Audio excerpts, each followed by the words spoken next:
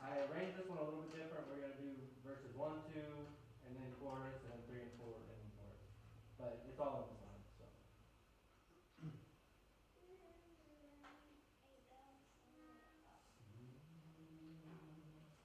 They bound the hands of Jesus in the garden where he prayed. They led him through the streets to shame. They spat upon the Savior, so pure and free.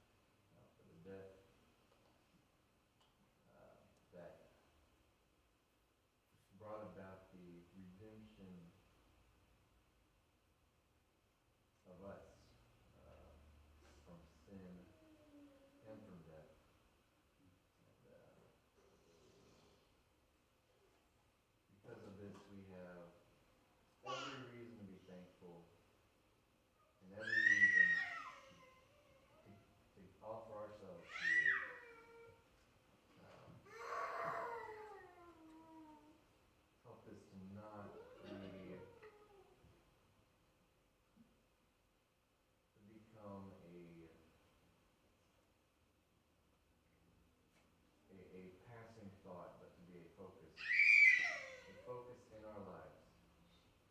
Through your Son Jesus, we pray. Amen. Amen.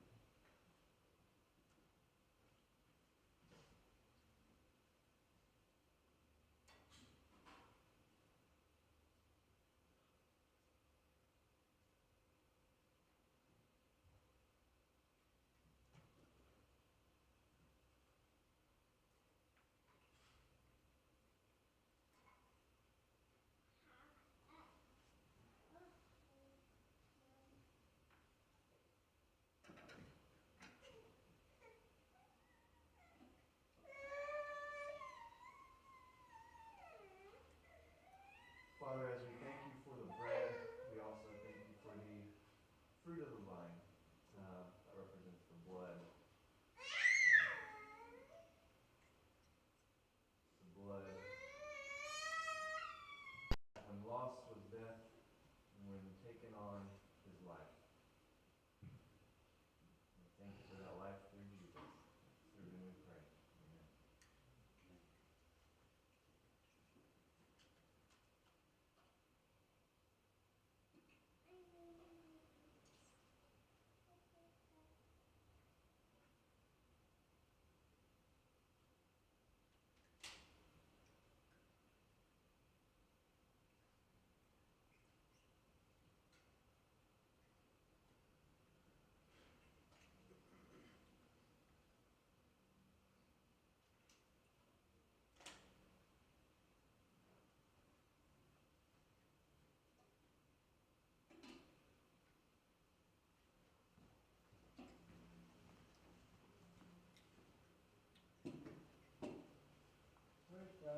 Prior to Bobby's lesson, we'll sing His Yoke is Easy.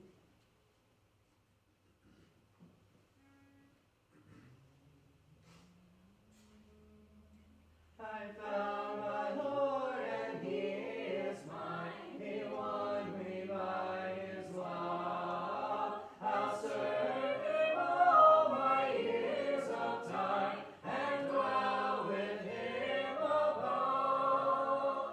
His yoke is easy, His burden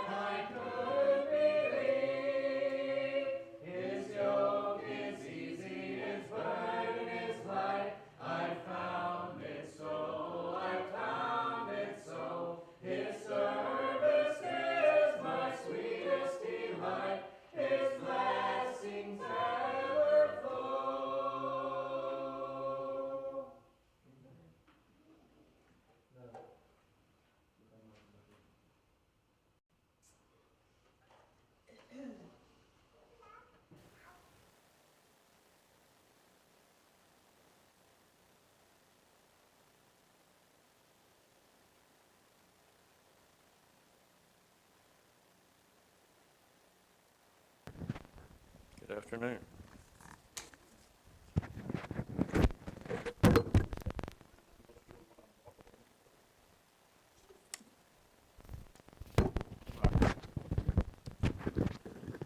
If I put it up here, it's too close to my mouth.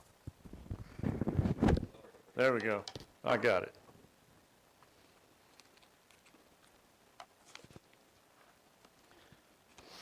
Well, those of you that weren't here last week, you're just going to be lost today. Sorry. We spent a little time in 1 Peter 1 last Sunday afternoon, and that's where we're going to be again this Sunday afternoon.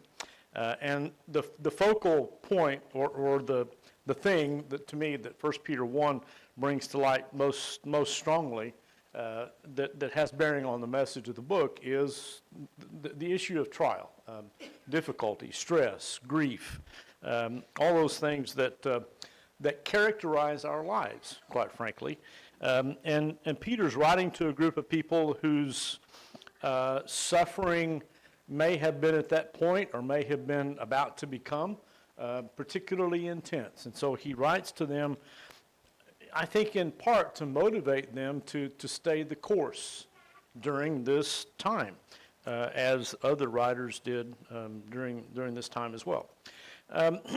So one of the blessings, though, that comes out of a time like this for Christians, if they remain faithful, is a tested and therefore purified faith.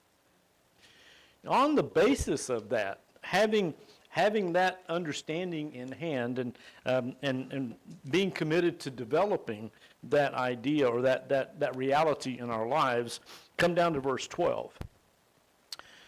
Because then he says, therefore, prepare your minds for action. I suggested last week that one of the possible reactions to times of trial and stress and difficulty is what I feel very inclined to do sometimes, and that is to sort of literally or metaphorically pull the blanket up over my head and just duck down and just wait for it all to pass. That works sometimes, but it's not very productive. And at the end of it all, it leaves me behind. And certainly in the Christian race, it leaves us behind. And the reason for that is God designed it not to be a passive life, but an active life. We are supposed to deal with the griefs and stresses and difficulties of life, in essence, by walking into them. Walking into them armed with a number of things to help us, but nonetheless walking into them. And so he then goes on to help us see some things that are necessary, I think, in this walking forward. And so the first thing he says after that is, be self-controlled. You know, the self-controlled person is the one who has looked at the task ahead and has said, this thing and this attitude and this pleasure and this desire and maybe a host of other kinds of things are not going to help me get where I want to go. Therefore, I must stop doing those things. I must control myself. On the other hand, there are these things that will help me get there. And so I must train myself. I must control myself. I must constrain myself to do these things. Be self-controlled. And then this is the one I really love and want to focus on for a moment. He says, set your hope fully on the grace to be given you when Jesus Christ is revealed. Hope. He's already mentioned hope. We have back in chapter 1, we have a living hope through the resurrection of Jesus from the dead. See, I know that a life after death is possible. It's a reality. It's a real thing. Because I can look at Jesus and say, he died, and through God's power, he came to life again.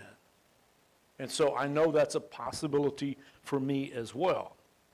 But it's not so much the word hope that I want to focus on here for a moment. It's the word fully. I didn't go do a translation comparison, so others may use a different adverb at that point, but I'll go with this one, fully. What do you think of when somebody says fully? To me, that kind of says with everything. It also points to an exclusivity, doesn't it? And let me say it this way. I think sometimes we tend to, maybe it's just me, we tend to sort of hedge our bets. You know, I mean, we do this in lots of areas in life. This is the desired end, but just in case it doesn't happen, this is my second choice. You know, we do that in lots of things. Well, I think we sometimes do that even with the Christian walk. The outcome is that one, but I can't just put my hope there. I've also got to put my hope in some other things to sort of spread the risk, right? And so, speaking of risk, I might put my hope in the market, or I might put my hope in my academic pursuits, or I might put my hope in my collection of accomplished friends, in names, and in and there's a whole list of things you could go through, right? Of the things that you could invest yourself in to go along with your hope to make sure that your life has meaning and purpose and direction and a positive outcome. Look at what Peter says. Set your hope fully. Does that mean don't get involved in any of those things? I don't think so. I think that's another extreme. That's really not what's in view here. But it is kind of interesting how much so many of those things get in the way of us really developing a hope that sustains no matter what. Set your hope fully on the grace to be given you when Jesus Christ is revealed. Are we the recipients of grace now in this life? Yes, absolutely. But there's more to come. And the fullest, speaking of that word, the fullest expression of that grace is going to be ours when Jesus Christ is revealed. We know about him. We know him through the word, but we haven't seen him yet. But we will. And when we do, we will know. And our hope will be fulfilled. And we will understand grace fully. So, don't involve yourselves in everything to the extent that you disinvolve yourself in the one thing that is everything. Does that make sense? Set your hope fully on the grace to be given you when Jesus Christ is revealed. One verse. It's amazing what you can get from one verse. But I think that's enough to chew on for a few days, don't you? So let's be people whose lives, whose actions, whose activities are focused on one thing to which we can fully give ourselves, and let the other things fall where they're supposed to and fill our lives temporarily while we work on the thing that is the most permanent.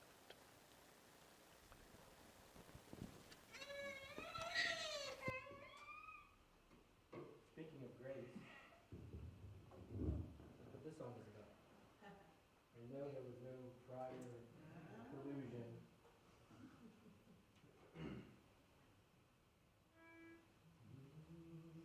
What gift of grace is Jesus my Redeemer?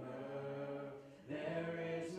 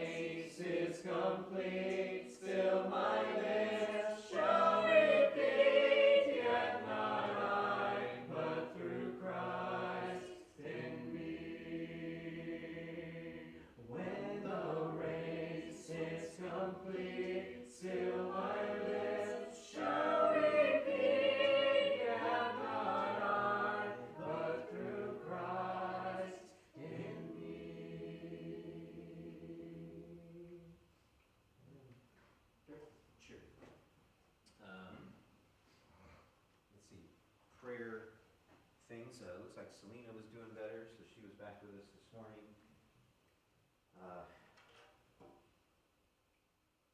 Nancy's friend passed away. We need to pray for Nancy's friend's family, Sue's family. Her name is Sue. What else? Anybody? Okay.